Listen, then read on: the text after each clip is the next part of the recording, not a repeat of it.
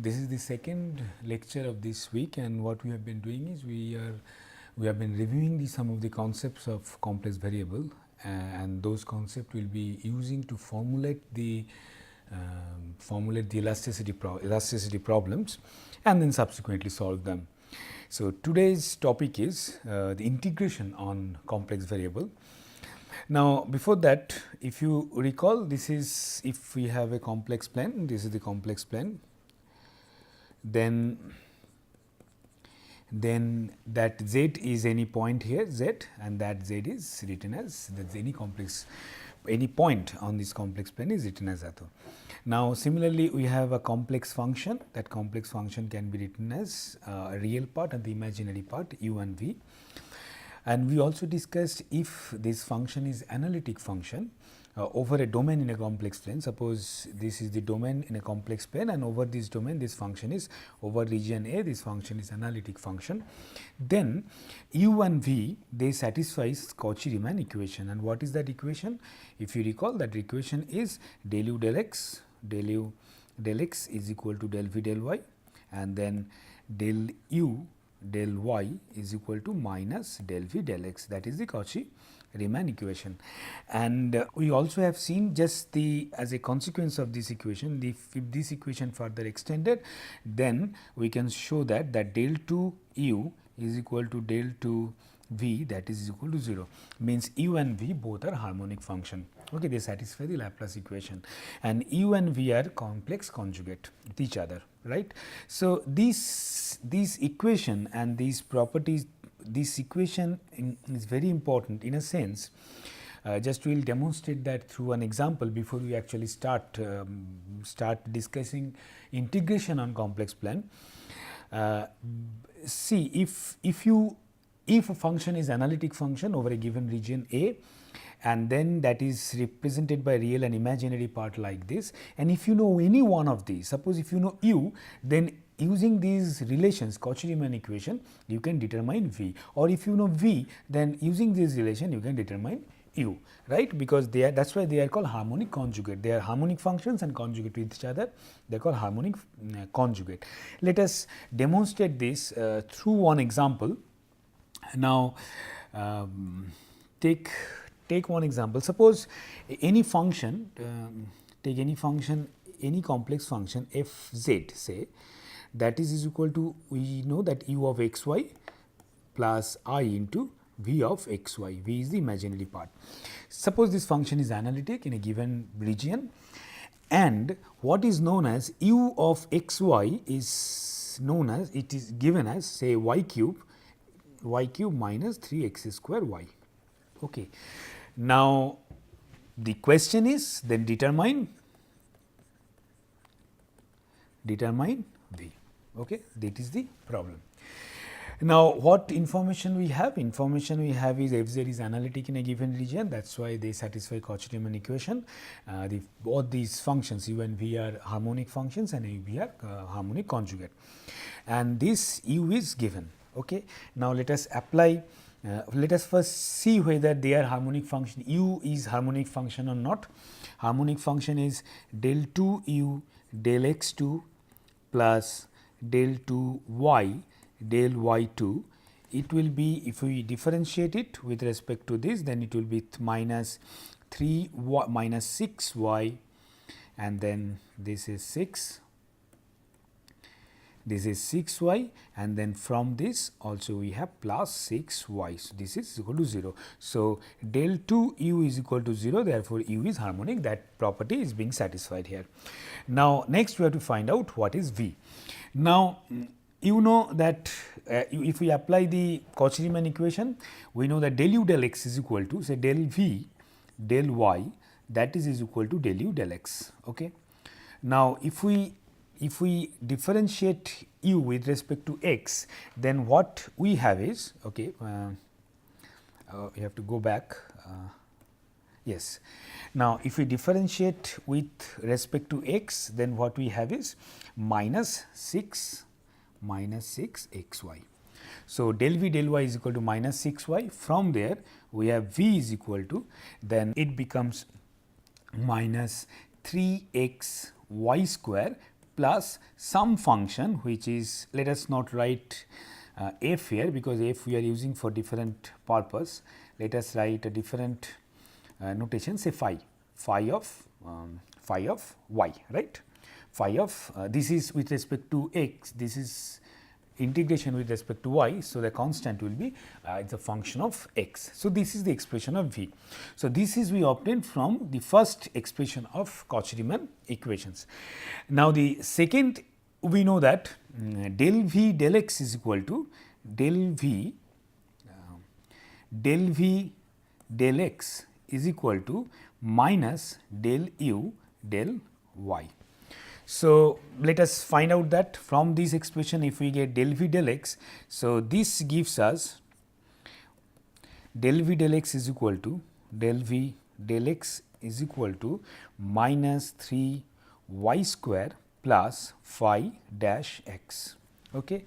And that is equal to del u del y, or minus of del u del y. Del u del y we can obtain from this expression, and del u del y will be minus will be 3 y square plus 3 y square plus 3. It is again, it is going in a different way, say yes, minus 3 y square, and then we have plus this one is plus 3 x square. Now, if we differentiate this v, then we have v is equal to, then not v, if we from this expression what we get is that phi dash is equal to 3 x square, right.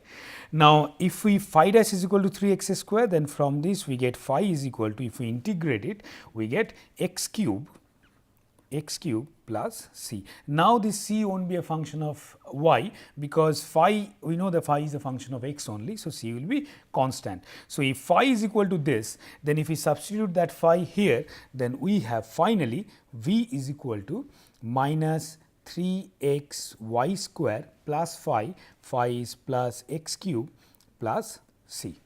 So, finally, function f z is equal to u is this y cube minus 3 x square y, this is your u, plus I into v, and v will be your x cube minus 3 x y square plus c. So, this is the final complex function. So, this through this what we try to demonstrate is, for a, if you know the function is a analytic function, and if you know one part of the function, either real part or the imaginary part, apply the Cauchy-Riemann equation, you can obtain the other part. And this is very important, because when we apply complex variable approach for solving elasticity problem, we will be using this these equations extensively.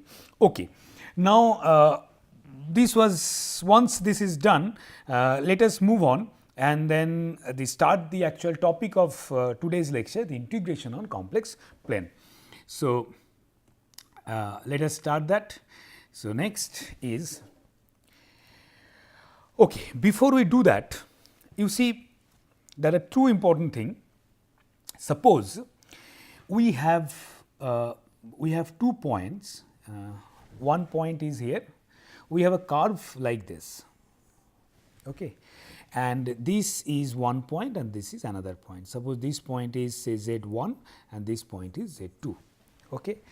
Now, this entire curve is within a domain, say draw the domain within a domain like this, and say region A or region, this is a domain A, and the domain within this domain A, the function f z, say write the function f z, the function f z here, it is written here, function f z is analytic function. Okay. Now, what we are interested in? We are interested in to find out integration of f z, say integration of f z between 2 points z1 and z2, but before that we want the integration of f z over this curve. If suppose this curve is gamma, this curve is, say this curve is gamma, then what we want is, we are interested in integration of f z dz over this gamma. What is this value? This is, that is why this is called line integral. This integration is over this line. Okay. We want to determine this, that is our final objective. And after determining this, we then will see through that derivation, through this process, we will establish some of the very important theorem in integration on complex plane. Okay. Now, before doing so, let us now, this is the curve which has 2 points Z1 and Z2. Now, let us parameterize the curve through a parameter S, Now, it means, suppose for instance, if we have a complex plane like this, okay, complex plane like this, this is x and this is y, okay, and of course, this is minus y. Now, suppose we have a curve like this, this is Z1 and this is Z2, and Z1 is suppose 1 minus I and this is Z2 is equal to 1 plus I. Okay. Now, this is the line, in this case it is a straight line. So, what is gamma s now is, in this case gamma s we can write that 1 plus I into s, and s varies from minus 1 to 1. So, at s is equal to minus 1, so gamma s actually gives you Z1, and s is equal to 1, gamma s gives you Z2. Now, the entire curve is now written as this, Similarly, for instance, if we another if we take another example like this, it is a complex plane again, and then you have a curve like this. Suppose this is minus I and this is I. Okay. Now, then gamma s can be written as, in this case gamma can be written as e to the power I theta, e to the power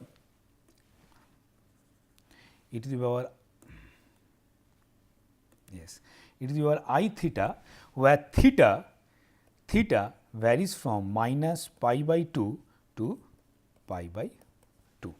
So, this becomes gamma theta. So, in this case, instead of s we use theta because it is in polar coordinate. Okay. But now, the entire curve is parameterized by a parameter theta here. Now, you see here at theta is equal to minus pi by 2, when theta is minus pi by 2, you get this point which is your z, which is your z1, and at theta is equal to pi by 2, you get this point which is your z2. Okay. So, similarly, in any curve, if we have that curve, suppose can be written as gamma s. Okay. Now, depending on the curve, what is this expression and what is the bounds and what is the limit of s, that is different. Okay. Now, let us go back to our so what we were doing is this, right. Now, this is a curve within a domain A, which is any function f z is analytical, and to start with, this domain is a simply connected domain. If you recall, in one of the earlier classes, we discussed what is simply connected domain, what is not simply connected domain or multiply connected domain, and there we discussed that there are some situations where we encounter multiply connected domain, and we have to deal with them. Now, before we that, let us assume it is a simply connected domain. Okay. Now, the f z is analytic on this. So, gamma s is this curve. We want to find out this integration, and then dz is like x z is equal to x plus I y, dz is written as dx plus I into dy. Okay.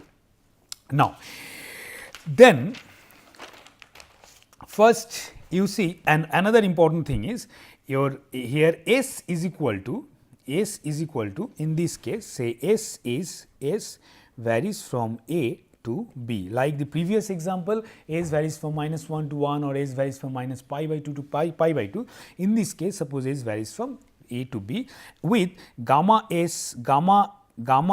A gives you z1 and gamma B gives you z2. 2, and in between z1 and z2 everything is obtained by this expression, right. So, suppose let us find out that integration now. So, we are interested in integration of f z dz over this line gamma. Okay.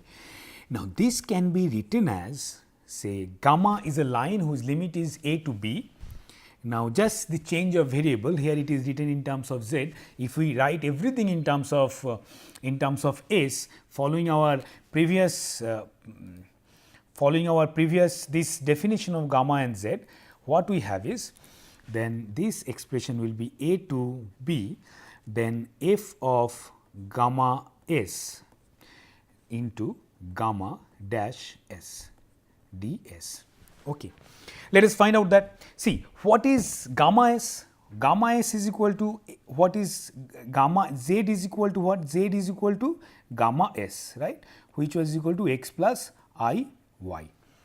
Then what we have is, we have gamma s dash is equal to x dash dx dash plus I into y dash, or from this we can have that gamma dash s ds, that is equal to dx dash plus I into dy dash, which is dz, which is equal to dz, right. No, not this, this there has been no dash, okay, that is equal to dz, right. So, if we substitute dz by this, then we have this part, right. And then the first part is very straightforward, because f of z, z is equal to gamma s. So, this is the thing. Okay. Now, so this is the line integral on. So, if we have to find out any line, any integration of any complex variable over a line, then this is the expression for this. Now, we will just we'll demonstrate what is, how this expression can be used through one example. Okay. Now, take one example, take the example of the same thing that we consider a plane like this, consider f z is equal to, say, z bar. Okay. You can take any functions for demonstration, let us say z x is equal to z bar, and then suppose your this line is, this is the complex plane, and suppose the f z is analytic over the entire plane, or some domain which within which we take one curve. Suppose this is the curve, and this, suppose this is minus 2i and this is 2i, okay. And this is gamma, and what we have to do is, this is O. We have to find out this integration. We have to find out integration of f z dz over gamma, or integration of, in this case, z bar dz over gamma. Okay. This is, we have to find out. Now, we have seen the expression in the previous, if you recall, the expression is this, that expression is, this will be integration of, this is integration of a to b f of gamma s, and then we have gamma dash s, right, gamma dash s ds. Now, the first step would be to write this entire curve through as a function of s, and if we do that, just now we have seen the same example, we can write z is equal to 2 e to the power I theta. In this case, because earlier case it was minus I to I, that is why it was e to the power I theta, it is minus 2i to 2i, 2 e to the power I theta, and that is, in our case, is gamma theta, right. So, instead of s, we have theta here, because we are using polar coordinate system. And what is the values of theta? Theta is minus pi by 2 to pi by 2, pi by 2. So, a is equal to minus pi by 2, b is equal to pi by 2. Now, we have to find out this integration. Then what is f z? F z is equal to z bar, which is equal to 2 e to the power I theta bar, and that we know that that function of if it is the function of the conjugate can be obtained by just function of the conjugate, it will be minus I theta. Okay. Now, so f z is equal to this. So, f z is written in terms of this parameter theta, and then gamma is also written in terms of this parameter theta, right. Now, let us, we have to find out what is gamma dash theta. So, gamma dash theta we have to find out, that will be equal to 2 I from this expression 2 I, it is your I theta. So, we have this and then we have this. If we substitute this into this equation, the entire thing into this equation, then what we have is this. We have that integration is equal to integration f of z dz over gamma, that is equal to, we have integration over a to b, means minus pi by 2 to pi by 2, then we have gamma s is equal to 2 it is your minus I theta, 2 it is your minus I theta, and then gamma dash theta, this will be 2 I, it is your I theta d theta, right. Now, it will be, there will be d theta as well. Okay, fine. So, once we have this, then essentially it will be integration of the 4 I we can take out, and this is d theta, then minus pi by 2 to pi by 2, and finally, what expression we have is this is equal to 4 pi I. So, this is the integration of f z over this line. Now, you can try same example, same expression of f z, you can take some different lines, suppose a line like this, a line like this, a line like say this, line like this, any line you can take, but that line should belong to that domain over which that function is analytic function. Okay. And then following the same approach, we can find out integration over these lines. Only thing is, the first step or the important step is that line needs to be written in terms of gamma through a parameter s. Okay. Now, if you recall at the beginning of the complex variable, I gave you two references, one is for elasticity problem and another one is for complex variable. The book by Churchill, there are lots of many examples of similar kind of examples. In fact, this example, both the examples, the earlier one and this one, is taken from the same book by Churchill. You can go through that book. There are many examples. Please do those examples and the exercise problem, so that these steps will be clear to you. Okay. So, this is how we obtain the line integral. Now, let us move on. Now, but before that, okay. Now, that we discussed already. Okay. Now, another important thing. So, what we now know is how to determine, if we have a complex variable, a complex function, analytic function, then how to determine the integration of that function over a line. Okay. Now, suppose, now let us, before there is important thing is that we are that we will be introducing shortly is fundamental theorem of complex line integral. But before that, before we state this and then subsequently the Cauchy's theorem, before we state that, let us first prove something, do some exercise, and through that we find out some property of this line integral. Okay. Now, so suppose f z is a function, we know. Now, f z is a function and z is written as gamma into gamma of s. Okay. Then d of f of gamma s with respect to s ds we can write as f dash of gamma s and then gamma dash s, right. This is just simple chain rule. Now, if we have an integration like this, integration of f dash z dz, not the function, the derivative of the function, over line integral gamma. Okay. Then that can be written as, say, a to b, we have f dash gamma s, that is the just now we have derived this expression into gamma dash s ds. Okay. If f is analytic function, then that f dash z, the derivative, exists, right. So, this is the expression of this that we just derived short in the previous slide. Now, this you look at this can be replaced, the entire thing can be replaced by this. So, this can be written as integration of a to b. So, entire thing becomes df of gamma s and then ds into ds, which is essentially becomes f of, if you integrate it, f of gamma s into of boundary values are a to b.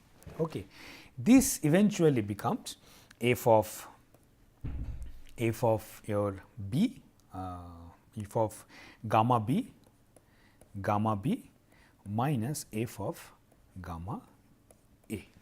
Okay.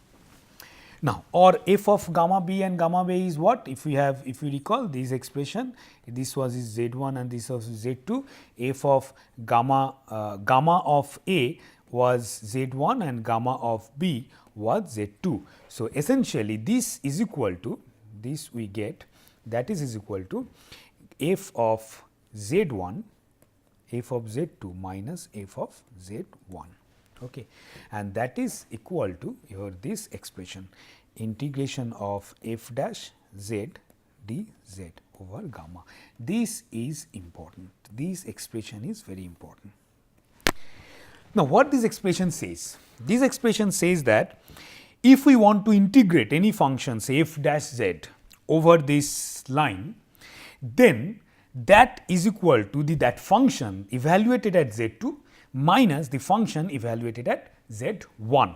Now, suppose if we have say another curve like this, this is say gamma 2,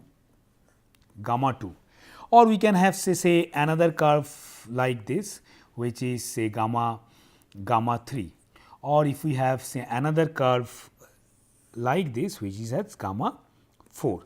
So, if we have several such curves, but the common thing is that the starting point and the end point are same, z1 and z2. So, between z1 and z2, if we can have infinite number of curves, right.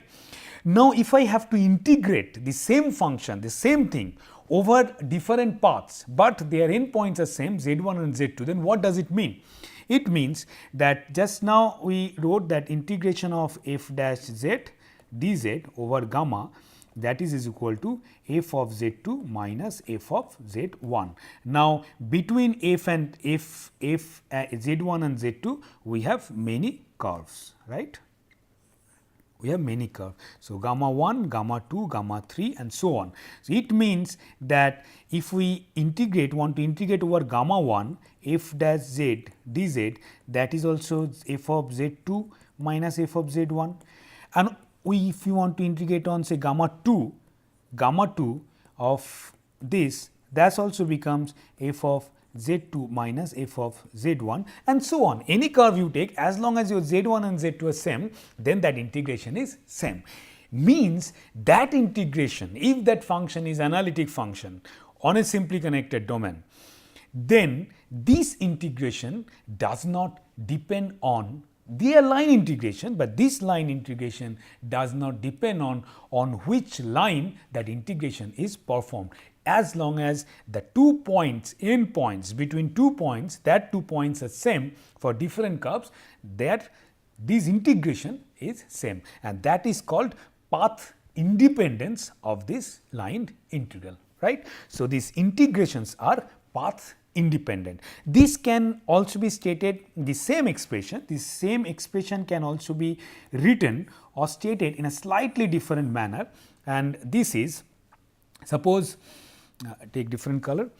If I instead of integrating f dash, if I integrate a function f of z dz over any gamma, and that will be f of z1 minus f of z2 minus f of z1, f of z2 minus f of z1, where f is the antiderivative of small f. In this case here f, this small f is the antiderivative of f dash. F dash is the derivative of f is the antiderivative of f dash. So, if we integrate f, then capital F here is the antiderivative of f. So, this is another way we can express the same thing, the path independence. Okay. So, now with this, then we introduce the important theorem is Cauchy's theorem. Now, what it says that if a function f z is analytic on a simply connected domain A, then and C is a closed curve in A. For instance, if we take a complex plane like this, or let us not draw the complex plane, let us just draw the domain. Suppose you have a domain like this, which is a simply connected domain. Okay. Simply connected domain, suppose this region is A. Okay. Now, over this region, the function f z is analytic. Okay. Means it satisfies all these Cauchy-Riemann equation that their derivative exists. Okay. And then consequently satisfy the Cauchy-Riemann equation and so on. And suppose you take any closed curve C, closed curve C. C is a closed curve. Okay. Then what happens? You recall just now we stated in the previous slide that if we integrate any function over any line, this is z1 and z2, and then their derivative is this. Now, suppose this curve is integration, your starting point is this, and this curve is n ends here, means in this case z1 is equal to z2 is equal to z. Okay. Mean the starting point and the end point then same. Now, this is now gamma, suppose. Now, if I integrate any function f over this line integral, then what will happen? This will be f of z minus f of z, means this integration will be 0, right. Now, that is what the first thing says, that if we have, if a function f z is analytic on a simply connected domain A and C is a closed curve, then what we have? We have the first is we have the integration of f z dz, a closed integration because it is then over C, that is equal to 0. That is the direct consequence of this path independence that just now we proved. Okay. Now, the integration, the line is a closed curve, therefore, starting and end point same, that is why it is automatically 0. Now, this is one point, and the second point is what we obtained, that it is the previous one, that now in this domain, if we have a curve, any arbitrary curve like this, any arbitrary curve, suppose this is say C1, we have a starting point at end point different. Okay. But this entire curve belongs to the region A over which that function is analytic function. And then what we have is, we have integration of f z dz over C1, that is path independent. It is just now we prove. Path independent. And third was, since it is analytic on this domain, that the antiderivative f has antiderivative.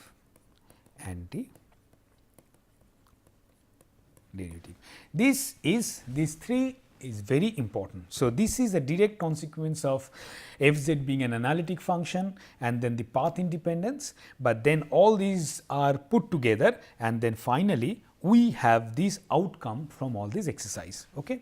Now, let us extend this for a non-simply connected domain. Here in this case, everything is, all the domain they assume is, it is simply connected domain. Now, very often we encounter non-simply connected, multiply connected domain. Let us see, can we extend this theory to multiple connected domain and get some information which will be useful for the problems that we will encounter in elasticity. Okay. Now, suppose, so let us do that exercise. Take a multiply connected domain. Suppose this is a multiply connected domain, right? Okay. So, your domain is essentially A is this one. This one is the domain. Okay. Now, suppose what you do is, suppose this one is, so you have in this, your domain is, this is the domain here, right? Your suppose this is C1 and this is C2. This outer boundary is C1 and the inner boundary is C2. So, anything in between this C1 and C2 is our domain now, the domain A. So, it is not a simply connected domain, right. Now, what we have is, first we write this expression, the extension, and then we try to prove it. Okay. Or let us first do some exercise and then state the final outcome. Now, suppose this domain, you assume you have the annular shape domain, and you, with a scissor, you just cut it. Okay. For instance, if I have to give you just an example, I take a piece of paper just so that you can understand this. Suppose if I take now this is now a multiple connected domain, right. Now, if you look at this, this is a multiple connected domain. So, in this case, this is the C1 and this is the inner boundary is C2. Okay. Now, what we do first is, let us, with a scissor, let us cut it like this. Okay. Now, this domain, if you see this domain, now this domain is now multiple connected. This domain is now simply connected domain. If we assume that this and these two are separate. Okay. If this is another, this is one boundary and this is another boundary, means in this case, if we have something like this,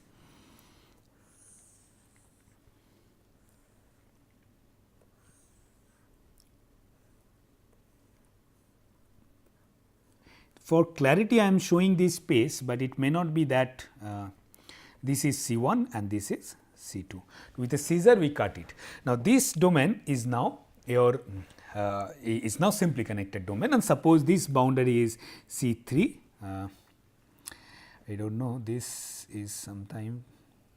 Okay. So, suppose this boundary is C3. So, use different color. This boundary is C3 and this boundary is also C3. Okay.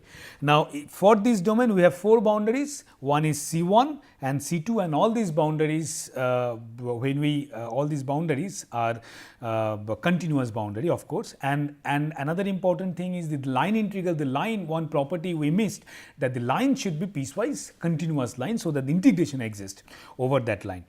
So, it has 4 boundaries now, C1, C2, C3 and then C3, and suppose you are going in this direction, in an anti-clockwise direction. Here also you are going in anti-clockwise direction. So, this direction if you consider positive.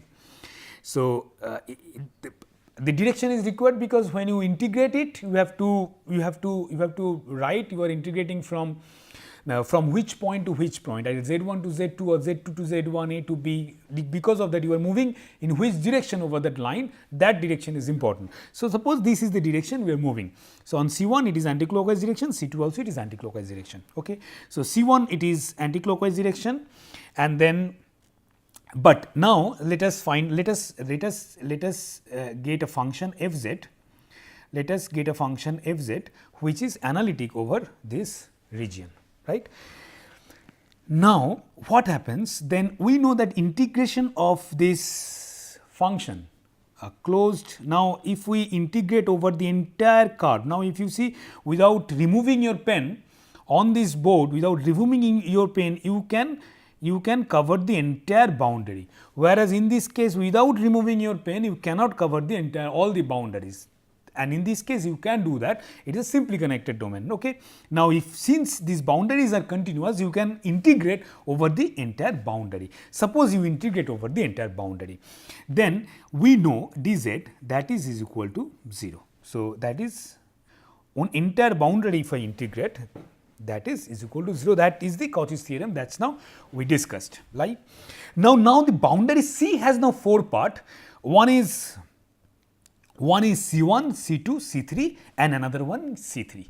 Now, when you integrate it, your direction is important, right? Suppose you are moving in this direction and integrating like this. So, if we move in this direction, so this is C1 and then we move to C3 in this direction, we move to C3 in this direction and then we move to C2, in this direction, and then when you come here we move to C3 in this direction. Okay. So, this is the direction we are moving. So, C constitute of what? C constitute of your, in this case the C becomes that C1, which is anti-clockwise direction, that is the positive direction for us, C1. Then in C3 also we are moving anti-clockwise direction. So, this is C3. Now, C2 we are moving. So, in C2 the direction we assume here is this one is positive. So, C2 becomes negative and then if this is positive, this direction is positive, C3 this direction becomes negative. So, this is C3. So, entire boundary has 4 parts and these 4 parts are C1, then plus C3, minus C2 and then minus C3. Okay. Now, if you write this integration here, then what we have is integration, the same integration is now over C1 plus C3 minus C2 minus C3 integration of fz dz. Okay. And that is again that is equal to 0. That comes directly from this expression. Now, C1 plus C, when you write C1 plus C3 minus C2 minus C3 means it is a closed curve. Okay. Now, if this is, then you see this C3 gets cancelled and essentially what you have is integration of f of z dz over C1 minus C2, that is equal to 0.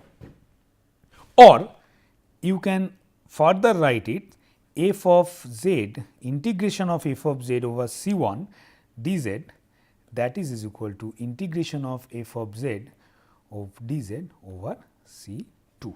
This is very important observation. Okay.